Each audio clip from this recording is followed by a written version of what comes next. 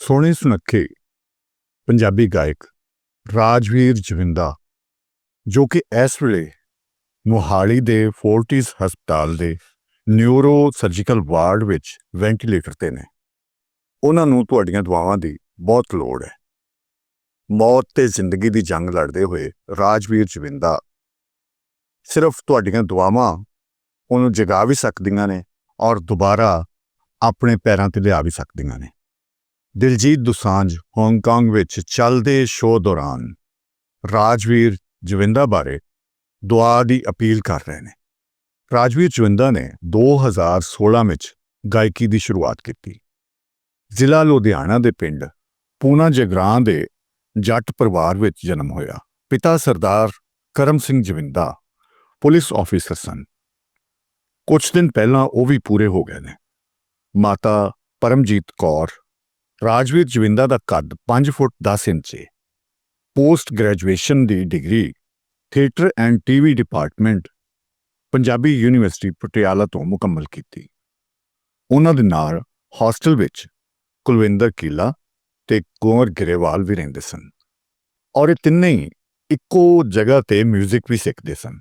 ਰਾਜਵੀਰ ਜਵਿੰਦਾ ਦੇ ਪਰਿਵਾਰ ਵੱਲੋਂ ਗਾਇਕੀ ਦੀ ਮਨਾਹੀ ਕੀਤੀ ਗਈ, ਪਰ ਰਾਜਵੀਰ ਦਾ ਤੇ ਸ਼ੌਕ ਗਾਉਣ ਵੱਲ ਸੀ। ਮਾਪਿਆਂ ਦੇ ਕਹਿਣ ਕਰਕੇ ਪੜ੍ਹਾਈ ਮੁਕੰਮਲ ਕਰਨ ਤੋਂ ਬਾਅਦ ਪੰਜਾਬ ਪੁਲਿਸ ਵਿੱਚ ਅਪਲਾਈ ਕੀਤਾ ਤੇ ਸਿਲੈਕਟ ਹੋ ਕੇ ਟ੍ਰੇਨਿੰਗ ਤੇ ਚਲੇ ਗਏ। ਦੂਜੇ ਪਾਸੇ ਇਹਨਾਂ ਦੇ ਮਿੱਤਰ ਕੁਲਵਿੰਦਰ ਕੀਲਾ ਤੇ ਕੁੰਵਰ ਗਰੇਵਾਲ ਗਾਇਕੀ ਵਿੱਚ ਹਿੱਟ ਹੋ ਗਏ ਸਨ।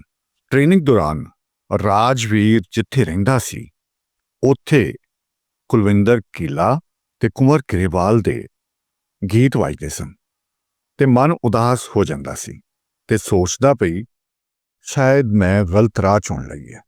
ਇਸੇ ਲਈ ਟ੍ਰੇਨਿੰਗ ਖਤਮ ਹੋਣ ਮਗਰੋਂ ਨੌਕਰੀ ਦੀ ਤਨਖਾਹ ਵਿੱਚੋਂ ਕੁਝ ਪੈਸੇ ਵੱਖਰੇ ਰੱਖਣੇ ਸ਼ੁਰੂ ਕਰ ਦਿੱਤੇ ਤੇ ਇੱਕ ਗੀਤ ਰਿਕਾਰਡ ਕਰਵਾਇਆ ਜਿਸ ਦਾ ਨਾਂ ਸੀ ਦੁੱਗ ਦੁੱਗ ਵਾਲੇ ਯਾਰ। ਇਹ ਸੌਂਗ YouTube ਤੇ ਅਪਲੋਡ ਕੀਤਾ, ਜਿਹਨੂੰ ਵਾਹ-ਵਾਹ ਮਾਨਤਾ ਮਿਲੀ ਤੇ ਇਹਦੇ ਨਾਲ ਮਿਊਜ਼ਿਕ ਕੰਪਨੀਆਂ ਨੇ ਰਾਬਤੇ ਕਰਨੇ ਸ਼ੁਰੂ ਕਰ ਦਿੱਤੇ। ਉਹ 2-4 ਕੰਪਨੀਆਂ ਨੂੰ ਮਿਲਿਆ ਵੀ, ਪਰ ਗੱਲ ਨਾ ਬਣੀ। ਫਿਰ ਇਹਨਾਂ ਦੀ ਮੁਲਾਕਾਤ ਜਸਵੀਰ ਪਾਲ ਨਾਲ ਹੋਈ ਤੇ ਟੀਮ ਬਣਾ ਕੇ ਕੰਮ ਕਰਨਾ ਸ਼ੁਰੂ ਕਰ ਦਿੱਤਾ ਤੇ ਇਹਨਾਂ ਆਪਣੀ ਕੰਪਨੀ ਦਾ ਨਾਂ ਜਸ ਰਿਕਾਰਡ ਰੱਖਿਆ। ਇਸ ਤੋਂ ਬਾਅਦ 2016 ਵਿੱਚ ਇਹਨਾਂ ਦਾ ਸੌਂਗ ਸ਼ਾਨਦਾਰ ਰਿਲੀਜ਼ ਹੋਇਆ ਤੇ ਸੁਪਰ ਡੁਪਰ ਹਿੱਟ ਹੋਇਆ। ਇਸੇ ਗਾਉਣ ਨਾਲ ਪੰਜਾਬੀ ਮਿਊਜ਼ਿਕ ਇੰਡਸਟਰੀ ਵਿੱਚ ਆਪਣੀ ਵੱਖਰੀ ਪਛਾਣ ਬਣਾਈ ਰਾਜਵੀਰ ਨੇ। ਇਸ ਤੋਂ ਬਾਅਦ ਸਰਨੇਮ, ਲੈਂਡਲੌਰਡ, ਕੰਗਣੀ, ਮੁੱਛਾਂ ਖੁੰਡੀਆਂ, ਅਣਖੀ, ਸਰਦਾਰੀ, ਪੰਜਾਬਣ, ਕਮਲਾ ਤੇ ਅੰਬਰਾਂ ਦੇ ਚੰਨ ਵਰਗਾ ਰਾਜਵੀਰ ਦੇ ਹਿੱਟ ਸੌਂਗ ਨੇ। ਇਸ ਤੋਂ ਵੱਖ ਉਹ 3 ਪੰਜਾਬੀ ਫਿਲਮਾਂ ਵਿੱਚ ਕੰਮ ਵੀ ਕਰ ਚੁੱਕਿਆ ਹੈ। 2018 ਵਿੱਚ ਸੂਬੇਦਾਰ ਜੋਗਿੰਦਰ ਸਿੰਘ, 2019 ਵਿੱਚ ਜਿੰਦ ਜਾਨ ਤੇ ਮਿੰਦੋ ਤਹਿਸੀਲਦਾਰ ਨੇ। ਉਹਨਾਂ ਨਾਲ ਜੁੜੀਆਂ ਬਹੁਤ ਸਾਰੀਆਂ ਯਾਦਾਂ, ਜਿਨ੍ਹਾਂ ਵਿੱਚੋਂ ਕੁਝ ਤੁਹਾਡੇ ਨਾਲ ਸਾਂਝੀਆਂ ਕਰਨੇ ਆ। ਉਸਤਾਦ ਲਾਲੀ ਖਾਂ ਤੋਂ ਗਾਉਣ ਸਿੱਖਿਆ। ਉਹ ਪੰਜਾਬੀ ਸਾਜ਼ ਵੀ ਵਜਾ ਲੈਂਦੇ ਸਨ। ਤੂੰਬੀ, ਢੋਲ, ਅਲਗੋਜ਼ਾ ਤੇ ਡਫਲੀ। ਉੱਚੀ ਹੇਕ ਤੇ ਜੋਸ਼ ਵਾਲੇ ਗਾਣੇ ਬਹੁਤ ਪਸੰਦ ਨੇ ਤੇ ਉਹਨਾਂ ਦੀ ਗਾਇਕੀ ਵਿੱਚ ਵੀ ਇਹ ਅੰਗ ਨਜ਼ਰ ਆਉਂਦਾ ਹੈ। ਉਹਨਾਂ ਦੇ ਪਸੰਦੀਦਾ ਫਨਕਾਰ ਕੁਲਦੀਪ ਮਾਣਕ, ਸੁਰਜੀਤ ਬਿੰਦਰਖੀਆ, ਕੁਲਵਿੰਦਰ ਢਿੱਲੋਂ ਤੇ ਗੁਰਦਾਸ ਮਾਨ। ਪੜ੍ਹਨ ਵੇਲੇ ਉਹ ਯੂਥ ਫੈਸਟੀਵਲ ਵਿੱਚ ਭੰਗੜਾ ਤੇ ਬੋਲੀਆਂ ਪਰਫਾਰਮ ਕਰਦੇ ਰਹੇ ਨੇ।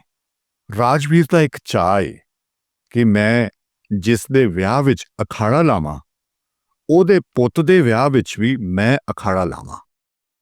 ਰੱਬ ਕਰੇ ਉਹਨਾਂ ਦਾ ਚਾਅ ਇਹ ਪੂਰਾ ਹੋਵੇ ਤੇ ਜਿੰਨੇ ਵੀ ਇਸ ਵੇਲੇ ਰਾਜਵੀਰ ਜਵਿੰਦਾ ਦੇ ਚਾਹੁਣ ਵਾਲੇ ਨੇ, ਇਸ ਸੁਨੱਖੇ ਪੰਜਾਬੀ ਜਵਾਨ ਵਾਸਤੇ ਬਹੁਤ ਸਾਰੀਆਂ ਦੁਆਵਾਂ ਕਰੋ, ਕਿਉਂਕਿ ਦੁਆਵਾਂ 'ਚ ਬੜਾ ਅਸਰ ਹੁੰਦਾ ਹੈ।